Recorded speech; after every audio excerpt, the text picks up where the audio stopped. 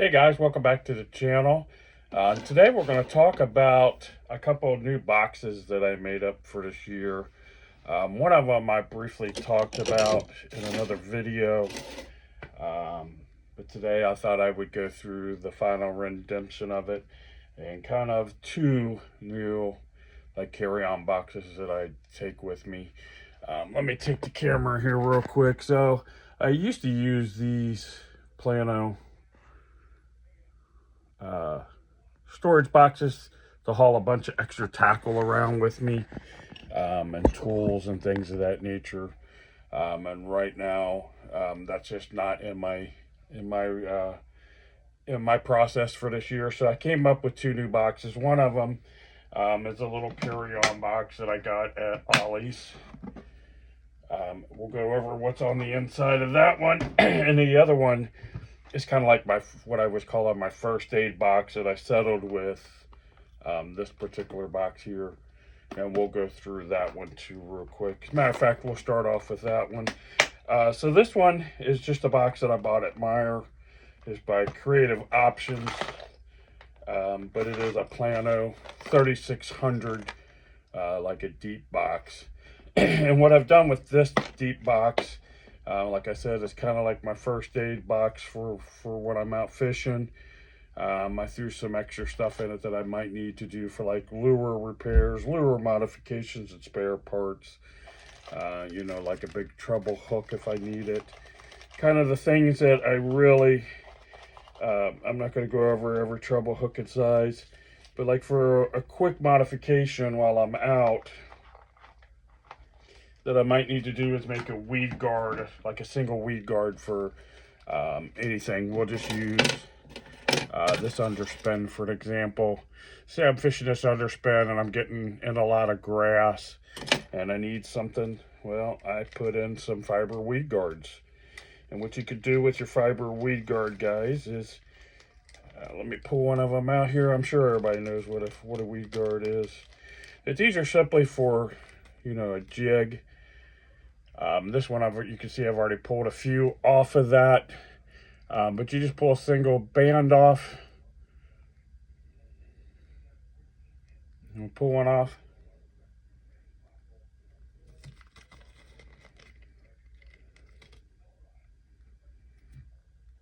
It's kind of a bad example on this big underspin, but I don't have a small jig head available. But anyway, you can add that and make a quick little weed guard.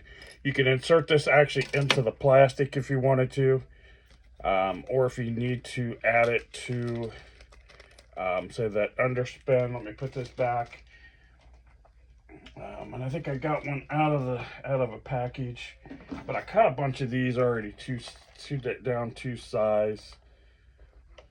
You just get a piece of heat shrink. And of course, you're going to need a lighter or some kind of heating device, but you can take a little piece of heat shrink. I've already cut some into different sizes, and quickly just add that to, even if it's just a wide gap hook, and then quickly you can make a weed guard. Some other things that I've thrown in here, razor blade, some extra skirts, some skirting material, things of that nature. Split ring pliers. Of course, in order to do some of these modifications, you'll need a lighter, so I got a couple lighters in there. I'm going to cover this in another video too, but I do have some pop rivets for making quick line throughs. Other than that, it's just a bunch of different types of hooks, split rings and stuff like that. You can go to the dollar store or a Dollar Tree and you can pick up these little plastic containers for $1. This one I got 2, 4, 6 for $1.25, and you can see this one's got various split rings in it. This one's got some snaps in it,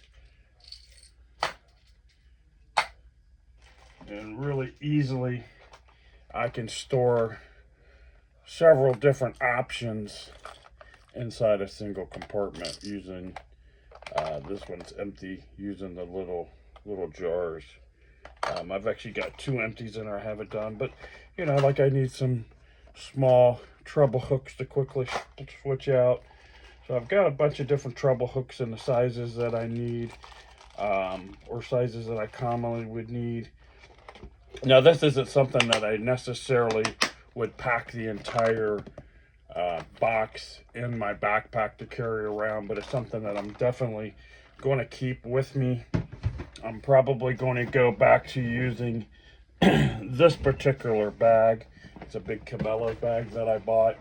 And inside here, I'll keep that bait box, or that first aid kit, some extra line, things of that nature, big swim baits, extra lures that I may or may not need at the time. But yeah, anyway, it doesn't need to be waterproof for me because I'm not going to go out. I do have a little capsule in there.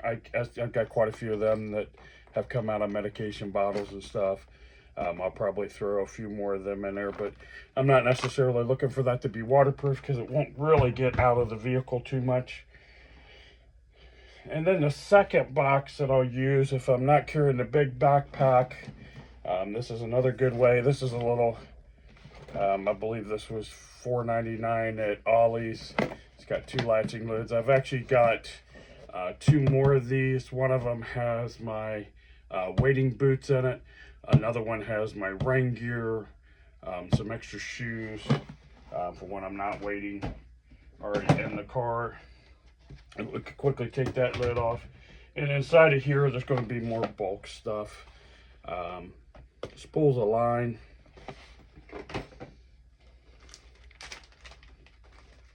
More hole-in skirts to quickly change that color skirts while I'm out.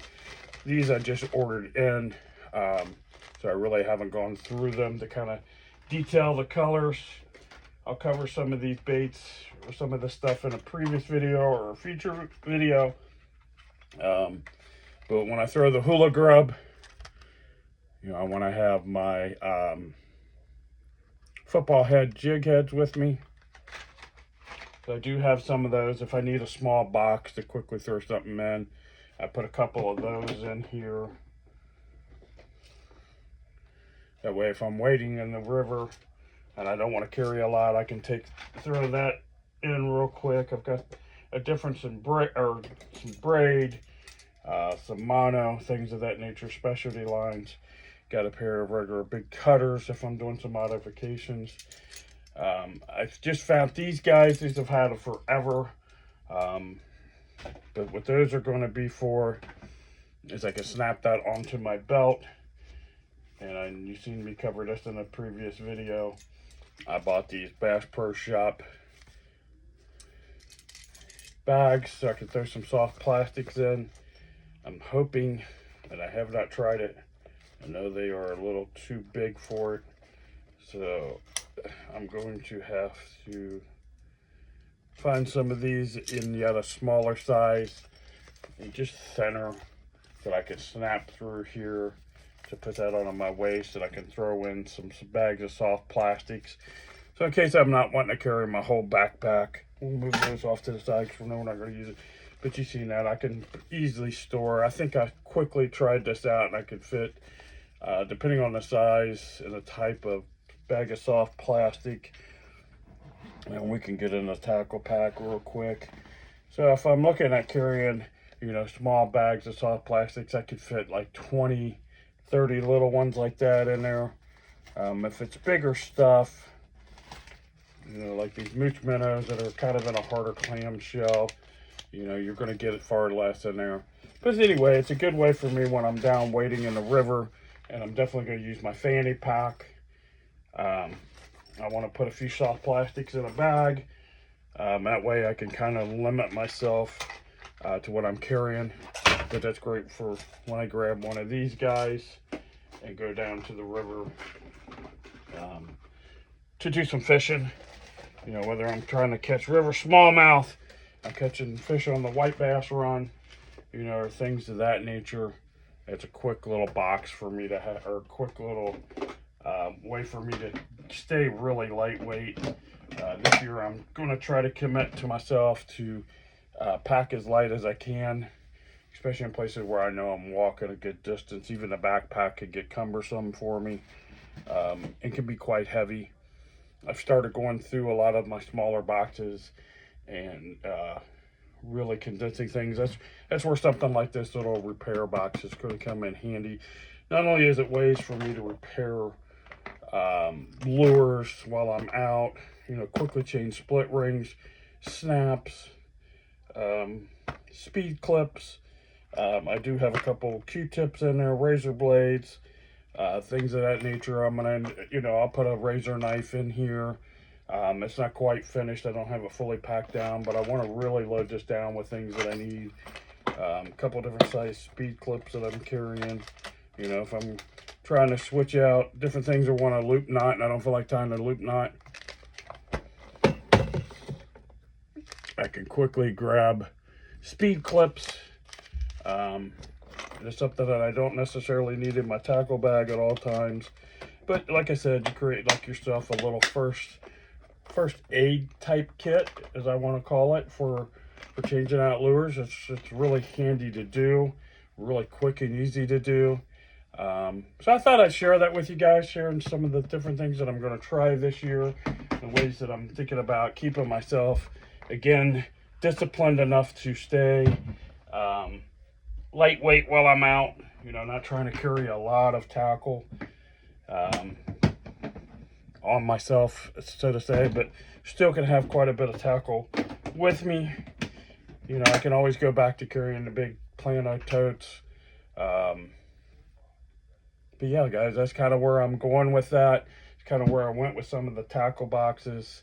Again, I spent a lot of time this winter really going through tackle and organizing. Right now, I'm working on labeling all of these boxes.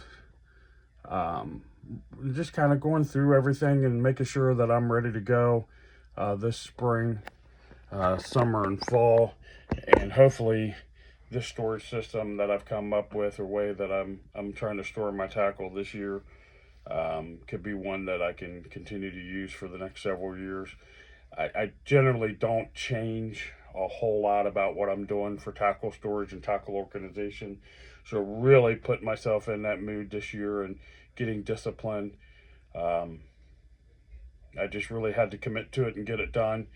So anyway, guys, I hope you enjoyed that video. It's just a quick, short one.